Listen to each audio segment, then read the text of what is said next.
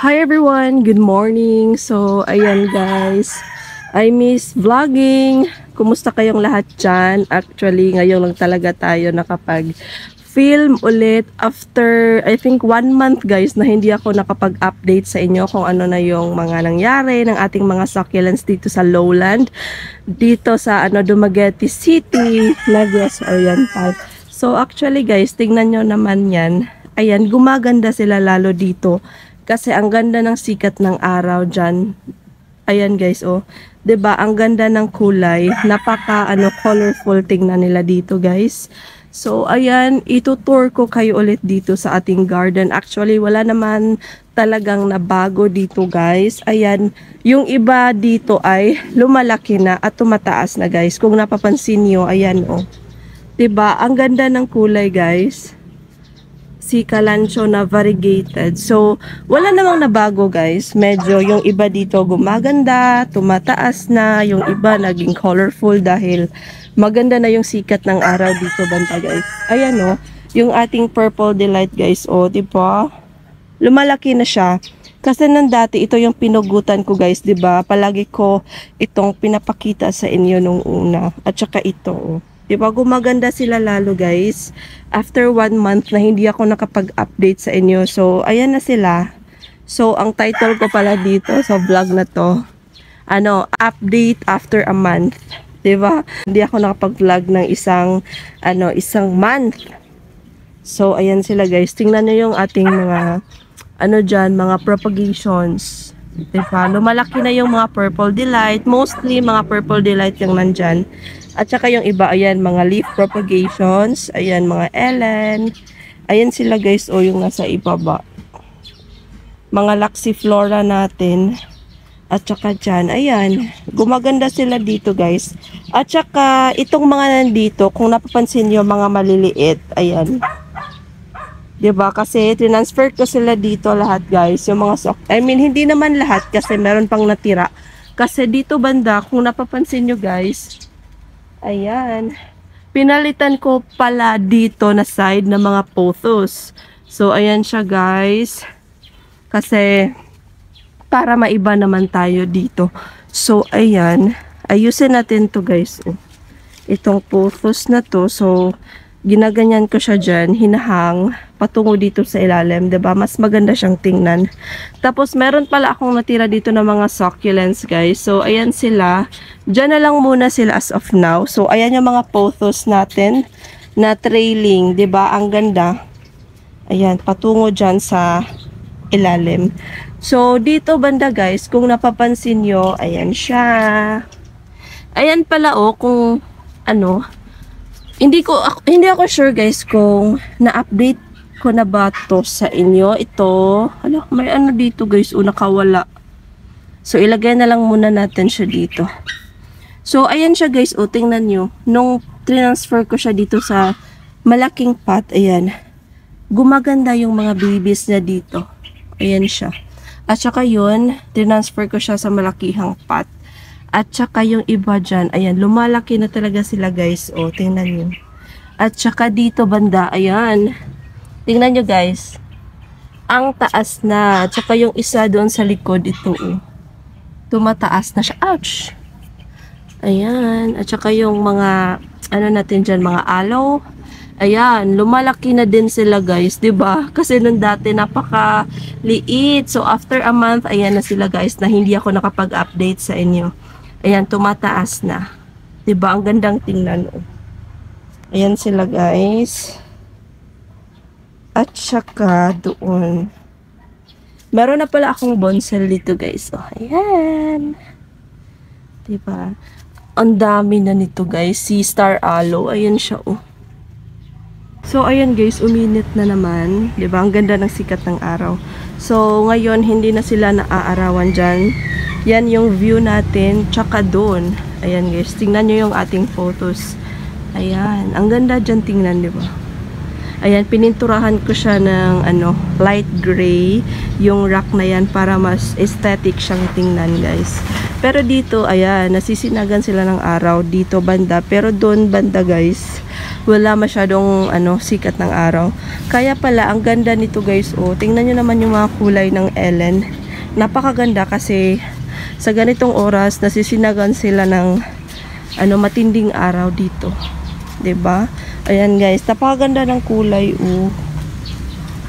'Di ba? Ayan. So far wala namang namatay dito guys. After a month walang namatay na mga succulents dito sa akin. Ayan. Yung mga propagations ko guys. Tingnan nyo naman yung Ellen. Ang ganda guys. Grabe.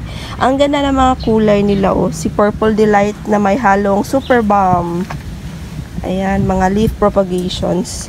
So ayan yung mga propagations natin ng aloe. Ayan siya guys. Tapos ito.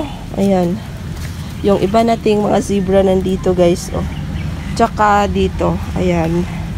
So, nandito yung mga white zebra natin.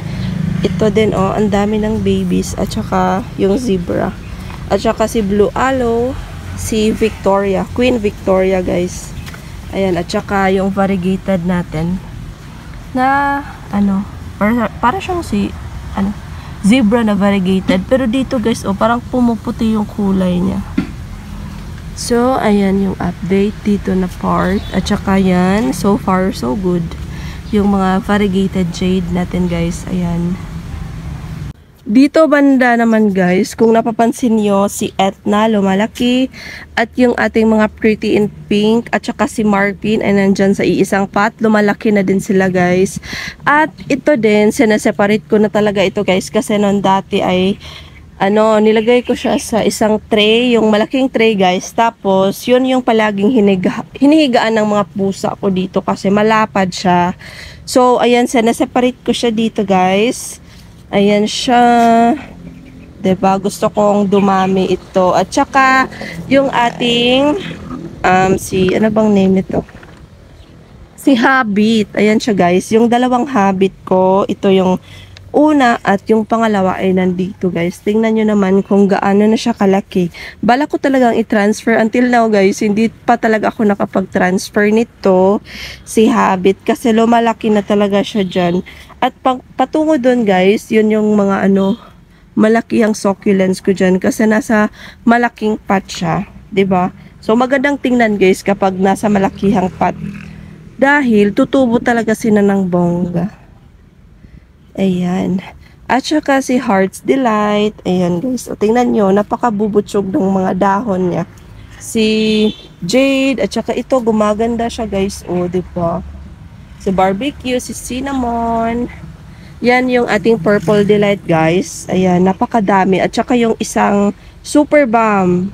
Si Mermaid's Tail. Gumaganda na din siya dito guys. At saka itong napakalaking Purple Delight. Kaso nga lang nakuhanan siya ng leaf dito guys. So bakante siya. Pero dito sa kabila, ito, napakaganda nito. So far, ito yung napakalaking Purple Delight ko guys. Ito napakalaki ng rosette niya guys. Kung napapansin nyo yan. Kasi yung iba, ito maliit siya na form ng Purple Delight compared nitong isa. Tingnan nyo, napakalaki. So ayan guys, si burrito ko. Ayan. Yung isang burrito ko guys, tingnan nyo naman kung gaano na siya kaganda.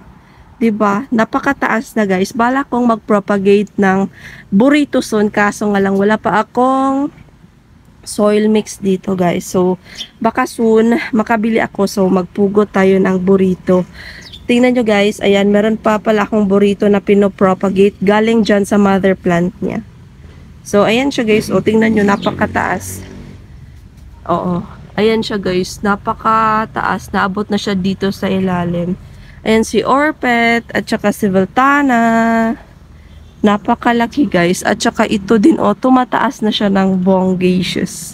Ayan, tingnan nyo yung mga babies sa ilalim guys. Ang dami kasi kapag merong nahulog, nilagay ko na lang talaga siya dito kasi alam kong ma-propagate ito. Tingnan nyo guys, ang daming anak. 'Di ba? So, ayan yung update. Ito, gumaganda yung propagation ko guys. Super stable na niya kasi hindi na siya mabunot-bunot dyan. Ayan yung variegated na stinky. Ito yung mother plant niya guys. Ayan yung iba dito si Mendoza.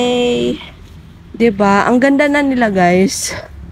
Lumalaki talaga yung iba. Ayan, oh. Ito, naging 2 heads siya, guys. Nung dati, hindi ko alam kung anong nangyari kasi parang na-deform talaga yung leaves nito. Kasi nung dati, isa lang to, guys. Isang stem lang.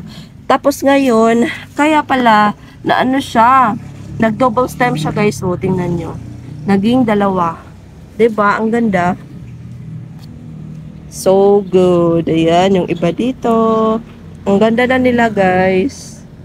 'Di ba? After a month na hindi ako nakapag-update, sa wakas meron na talagang time, guys, kasi medyo busy dito. So ayan, hindi tayo nakapag-film ng parang ilang linggo. I miss vlogging talaga, guys. Na-miss ko yung mga comments nyo. Oo, yung mga nag-react ng aking mga mga vlogs. So nakakataba ng puso kapag merong nagre-react sa inyo, 'di ba? Sa inyong mga bulaklak. So ayan, guys. Yan lang muna yung update dito sa garden ko, guys. Tingnan nyo naman, oh. 'Di ba? Hindi nabawasan, ganun pa din naman. Wala naman masyadong namatay kasi time to time nagche-check lang naman ako dito paggising ko before ako mag-work, before ako pumupunta doon sa mga gagawin ko. So chine-check ko naman sila, guys. Pero wala na talaga akong time sa pagba-vlog nung dati. Pero ngayon, i-try natin na araw-araw tayo mag-vlog, guys. Kung hindi tayo sobrang busy, 'di ba? So ayan lang muna, guys, yung update dito sa ating mga succulents. So actually dito, guys, kung napapansin niyo yan, meron akong, ito yung nakaraang rack ko. Kasi nung dati, nakalagay dito yung aglaw. Ito, guys, oh. Diyan yan nakapwesto yung rack na yan. Tapos yan yung laman. Ayan, mga aglaw ko dyan. Tapos, ngayon, kinuhanan ko siya ng mga ganito ba, guys, oh. Kasi ang dami ng mga rust sa kaniyang, dito. Pininturahan ko siya ulit, guys, para maging bago siya tingnan. So, ayan, ito yung pininturahan ko, guys. Yung rack na yan. 2-layer na rack. So, ayan yung update. Ang ganda na, guys, 'di ba? So, ayan. Dito na lang muna, guys, itong vlog na to. Update ko na lang kayo ulit. Baka bukas makapag-film ako dito sa mga succulents ko, guys. Just updating you dito sa mga mga tubo nila dito sa mga succulents ko. So, thank you so much, guys, for watching. I hope you enjoyed this vlog. See you na naman sa ating next video. Bye-bye, everyone. Enjoy your day and God bless everyone.